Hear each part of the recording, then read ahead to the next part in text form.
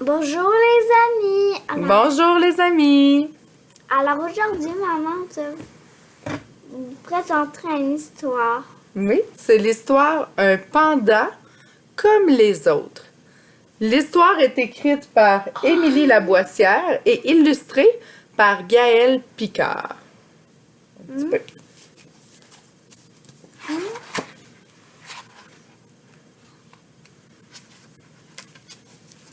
Léo est un jeune pandarou qui s'apprête à aller à l'école des pandas pour la première fois. Il est très nerveux, lui qui n'a pas de frère ni de sœur. Il a très hâte de se faire de nouveaux amis.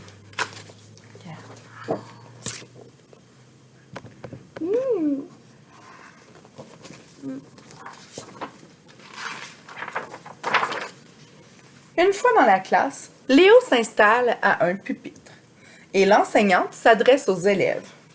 Bonne rentrée à tous! Je suis Madame Patricia.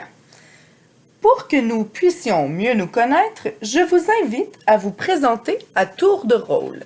Donc, c'est chacun son tour.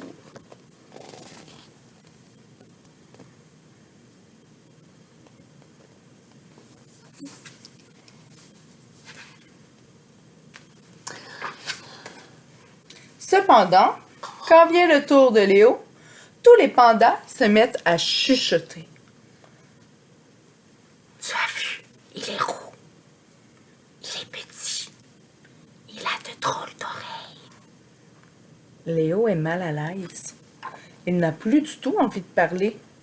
Malgré les encouragements de Madame Patricia, il se rassoit sur sa chaise. Pauvre Léo.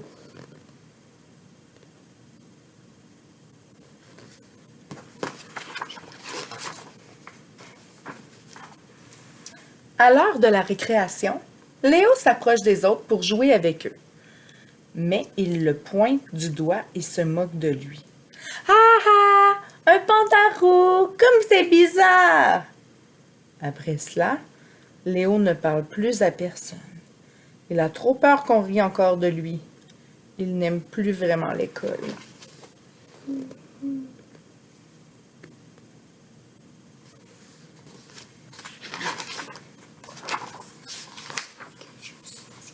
Le soir,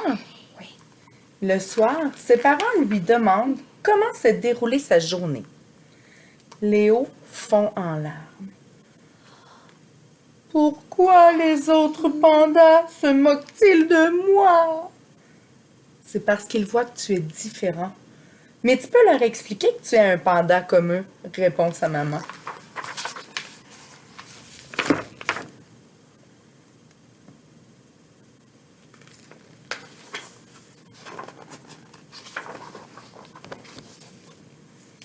Pourquoi est-ce que je suis pas noir et blanc? S'interroge Léo. Maman et papa voulaient très fort avoir un petit panda. Alors, nous sommes allés te chercher quand tu étais un bébé, dans un village éloigné. C'est pour ça que tu es d'une autre couleur.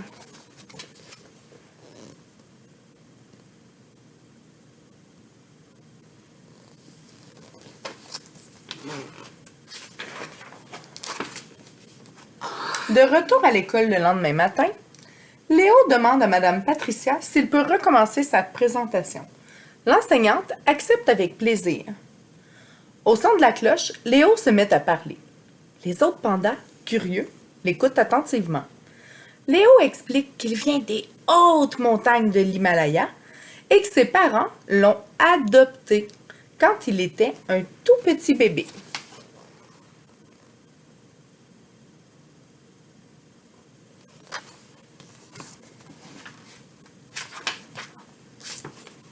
À la récréation, tous les pandas se réunissent autour de Léo et veulent lui parler. Est-ce que tu peux te tenir sur ta queue? Est-ce que tu aimes le bambou, toi aussi? Léo répond aux questions de ses camarades avec joie. Le bambou est son aliment préféré.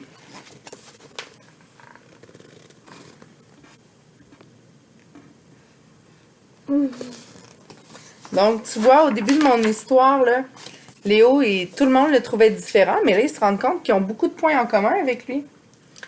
Après lui avoir posé plusieurs questions, ses compagnons comprennent bien qu'il est un panda, comme les autres. Léo passe le reste de la journée entouré d'amis. Il joue au soccer et compte même un but. Comme il est plus petit, il est plus rapide.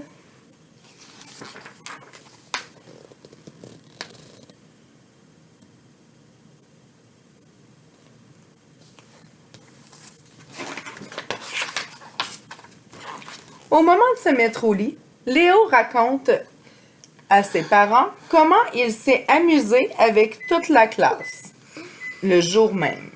À cause de son apparence, les autres pandas pensaient qu'il était différent. Mais une fois qu'il a expliqué d'où il venait, ils l'ont tout de suite accepté. Il a déjà hâte de retrouver ses nouveaux amis.